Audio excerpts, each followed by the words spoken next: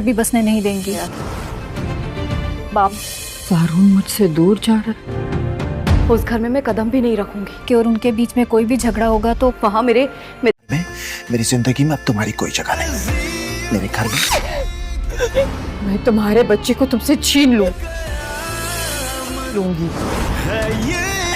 माँ मैं तुम्हें नाज़रीन, आप देखेंगे कि आखिरकार महम ने अपने हाथों ही से अपने घर को तबाह करके रख दिया, क्योंकि ज़रून ने बहुत सोचने के बाद इस नतीजे पर पहुंच ही गया कि उसने महम को दे दिए तलाक। क्योंकि इधर शफक के पास जब वो जाता है शफक को लेने के लिए, तो शफक घर आने के लिए इनकार कर देती है और कहती है कि मैं उस घर में कभी भी नहीं जा सकती जहां मेरे करैक्टर पर कीचड़ उछाला गया और सवालात उठाए गए। इसीलिए ज़रूर आप यहाँ से चले जाएं, महम के पास चले जाएं, क्योंकि आप और महम वहां पर खुश रहें और मैं कभी भी अपने बच्चों को लेकर उस घर में वापस नहीं जाऊंगी। इधर आप देखेंगे कि जब ज़रून घर वापस आता है, उसे बहुत गुस्सा आया हुआ होता है और वो कहता है कि इस महम की बच्ची की वजह से मेरा हर काम खराब हो रहा, मेरे बच्चे मुझसे दूर हो गए, मेरी बीवी और जिस पर मैं तो अंधाधुन महम पर एतबार कर रहा था, उसी की वजह से आज मैंने अपनी बीवी को खो दिया, क्योंकि मैं नहीं जानता था कि मैं वो सच्ची और ये झूठी है। क्योंकि मैं शफक से भी बहुत मोहब्बत करता था और इसलिए अब मैं शफक के बगैर नहीं रह सकता। लेकिन शफक ने घर आने से बिल्कुल इनकार कर दिया। और दूसरी तरफ आप देखेंगे कि ज़ारब ने भी अपने भाई को सारा कुछ बता दिया कि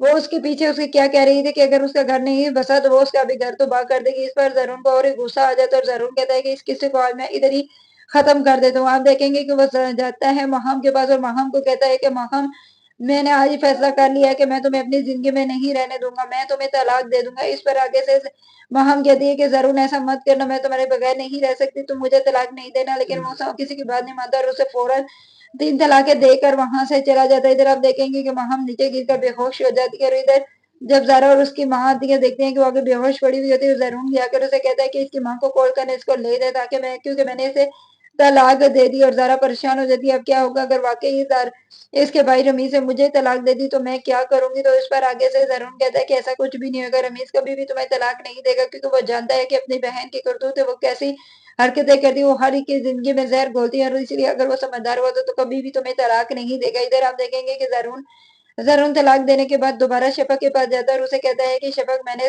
महम को तलाक दे दिया, अब उस घर में महम का कोई ताल्लुक नहीं है, तुम घर वापस और मैं तुम्हें और तुम्हारे बच्चों को लेने आया हूँ, इसलिए मैं कह रहा हूँ कि चलो तुम घर में इंतजार कर।